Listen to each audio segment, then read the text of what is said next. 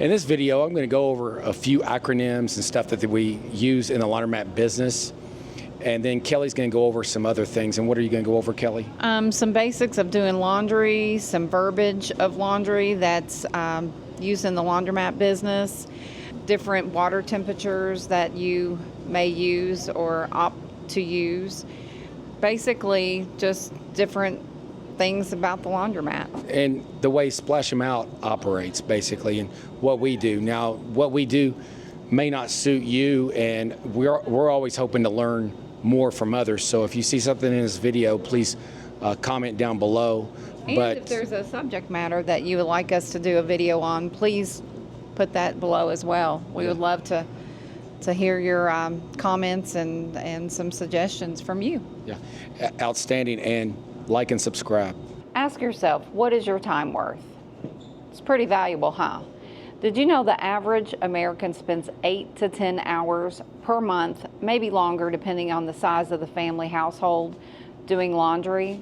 Now at all of our Splash 'em Out locations, we have our smart lockers where you can just scan the QR code, drop off your laundry, drop and go within 2 minutes, pick up at your convenience and drop off. So just remember, how valuable is your time?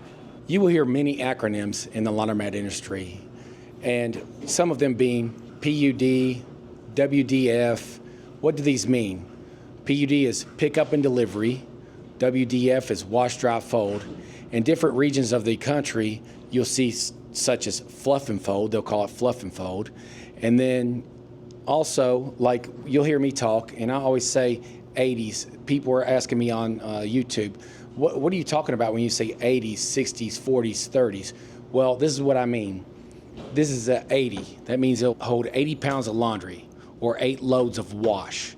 And that's why we call it 80. Then you have a 60, 40, 30, 20, and a 10. 10 being top loader, that's 10 pounds of laundry. That's one load. So as you can see, I'm not very fond of top loaders, and I'm not really fond of double loaders. I try to keep everything 80, 60, 40, 30.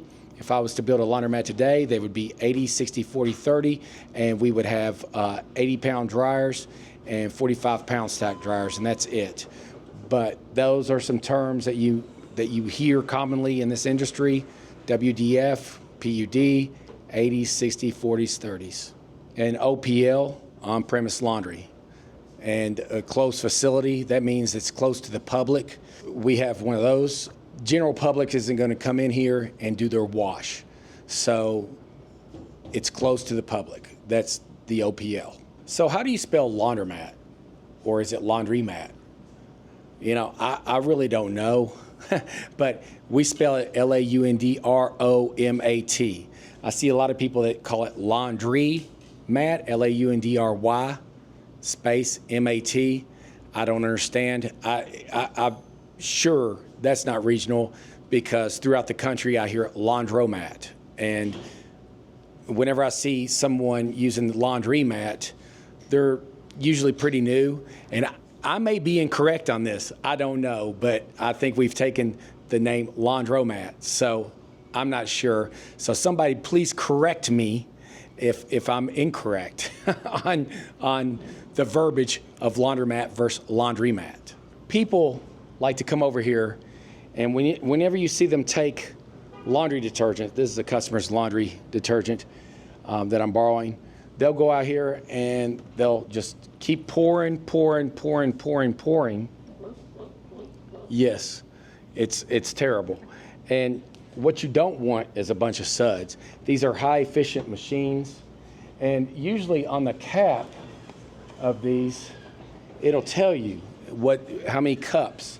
You know, for an 80-pound washer, I mean, you might use 2 cups of the top, but you do not want to pour this entire jug into the wash, because your clothes will not get clean. One of the things we take pride in at our laundromats is how clean our soap dispensers are. You can see that's clean. All of our washers are clean. You can see all the seals. This one was just used, so we do need to wipe it down. The customer just retrieved their items out of it. But you can see we do take pride. Our staff does a great job. We have excellent team members that do really well. You can see all of our washers, seals are up to par, so we're really happy about that. Okay, so here, when we are doing a wash straw fold, we have a process. We separate all of our whites, lights, and darks. So we always separate, always make sure you have gloves on because you never know what you're going to encounter. So we're going to separate everything. And we would consider this, what would you consider this? I would put it in cold water, light, because you want to, and then I would hang dry it. Yeah. And then we always wash our towels separately because you don't want the lint from the towels to get on the laundry. So we're gonna finish separating this. When we finish separating the whites, lights, and darks, we'll come over to the washer. You have different cycles that you can set your washer. We have the normal cold, warm, hot, and delicate cold. Our washers also have an extra wash cycle as well. So we can add that on there as well for the customer. Also, you want to make sure you're putting the appropriate detergent, etc., in the correct spots. Liquids go in here, pods and powders go inside the washer. Very important to get your items as clean as you want them to be. So once you've done that, you'll get everything set, load everything into your separate washers and go. And then we're going to show you what an end product looks like. This is the finished product. Remember, when you're doing laundry, if you're not sure how to do the laundry, you want to make sure you read any tags that are on the clothing. Check pockets, treat for stains, sort the clothing as we showed you.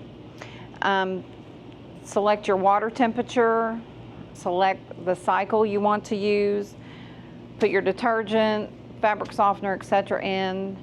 From the washer, you'll go to the dryer, and then this would be the end product of our wash straw fold. These are residential clothing. We do both residential and commercial. Presentation is everything. You want to make sure if you do personal items, as you see we've done here, they always inconspicuously hide them in between the shirts or pants, so that if you are doing especially pickup and delivery or in store, if people are picking their items up, they don't want their personal items being shown to the world. We've arrived at Reynolds Road, one of our locations, one of our large locations, and Kelly's going to show you typically what we do when we walk into the laundromat. We're going to show you this is what an owner should do. If you care about your business and you're not here working your business, you want to come in here and make sure your business is operating the way you anticipate it to operate on a day-to-day basis. So I'm going to follow Kelly, and she's going to point some things out. Okay, here we are. We're going to enter in one of our stores. I've got my handy dandy notepad that I like to carry around. So I'll start from the front and go to the back. I visibly check everything. Our staff here at this location does an outstanding job. One thing I did notice, somehow our counter was chipped, so we'll have to call the counter company and hopefully get that repaired if they're responsive.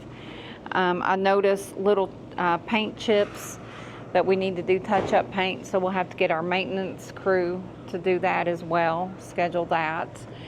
I'll walk around, I'll look at the floors. Of course, it's midday, so that rug was swept last night, so it will be swept again. That's not anything big. As you can see here, carts hit the walls, so we're constantly doing touch-up painting there. I'll just do a basic walkthrough. When I'm doing a walkthrough, I always check the soap dispensers. One thing I do want to mention, when our customers come in, sometimes they do get confused as to where the soap goes. It does show right there where it goes. I'll look inside each of the washers I check to see if things are tagged out, make a note of that so that we can get those repaired. Everything seems to be good at this store, so I always check each machine. Some stores go quicker than others. This store goes pretty quick, even though it's a large store. Like I say, our staff here is excellent, and we've got someone's clothing in there.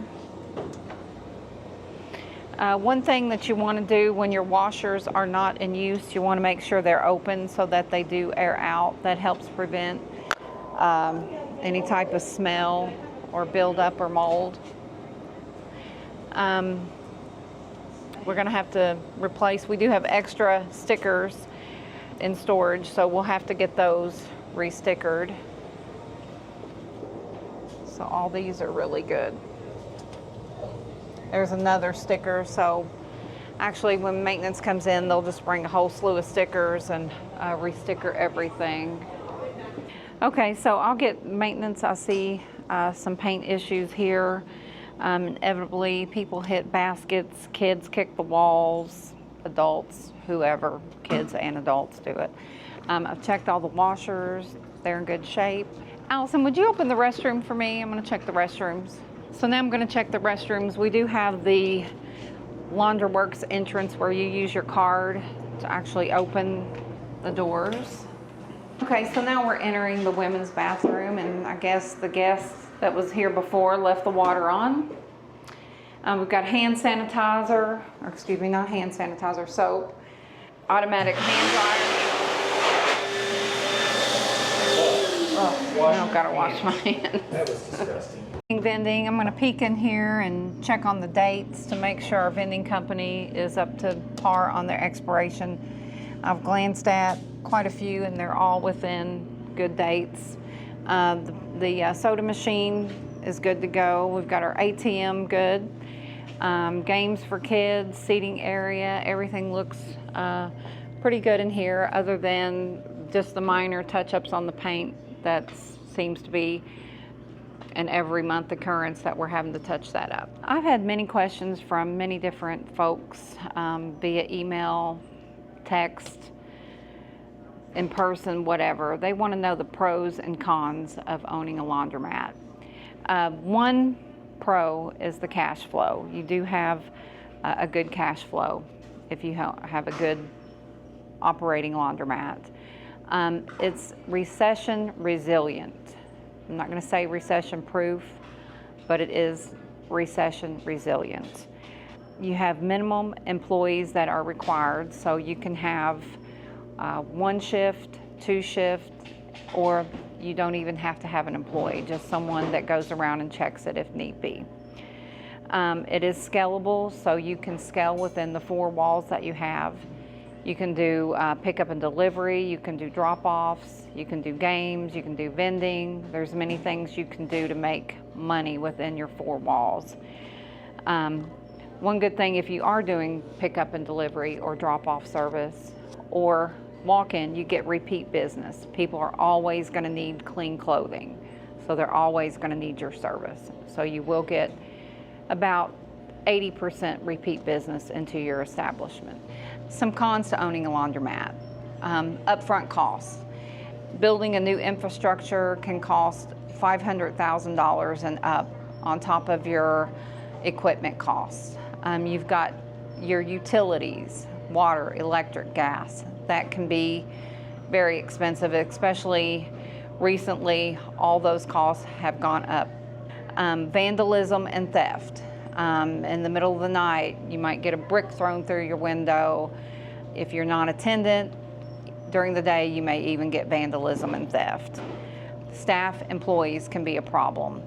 That's why for us, we've gone to smart lockers. If you do have an occasion where someone calls in sick or you need to not have anyone on staff for a holiday, we have our smart lockers that are easy and convenient for customers as well.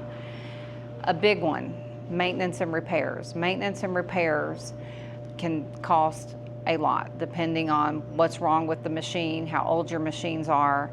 So you want to make sure that all of your machines are in good shape. You want your customers to come in and see a nice, vibrant laundromat. You don't want to see a lot of out of service tickets on your machines. You want them a place that they feel welcome and at home. As you can see here, pan around, I think in this entire store we just have one washer that's out of service. Just went out of service yesterday. It's an inflow again. That's the nightmare of a laundromat odor, inflow. Laundry carts. They don't make them good like they used to, but who knows. But the wheels, always check the wheels. Make sure they're in good operating order and smooth. We don't like we want the wheels to be cleaned out, get the hair out. You see right there, Kelly, on her inspection, she got too upset when she saw one of these wheels. So she didn't even want to put that on camera. But I'm putting it on camera because stuff like that eats at her. So it doesn't eat at me so much because I'm usually replacing these wheels. But yes, we pay attention to detail on everything that we do in here. But when Kelly's talking about cons of laundry, of owning a laundry, there's not many. We enjoy this. We love doing this. And the great part about owning a laundromat is the people you get to meet. We've met so many people in this industry, and we meet so many customers. We hear stories every day, and it's great that we can go out in the community and help. We're always trying to help and do some things within the community, and when people come in with large loads and it might be a displaced family, we always try to help them out. We'll do a free wash, whatever, because we may never see them again, but as long as we're here to try to help, that's what we try to do. But for the most part, this business it's really fun because we have a passion for it. But other than that, get into this business and you won't regret it. I hope you enjoyed the video. Again, we cover some things that maybe you might know or you don't know, or you're looking at us saying, I already knew that. It doesn't matter. But put your comments down below if you want us to cover anything else in the future. We'd love to hear from you. And like and subscribe. Hit that like button.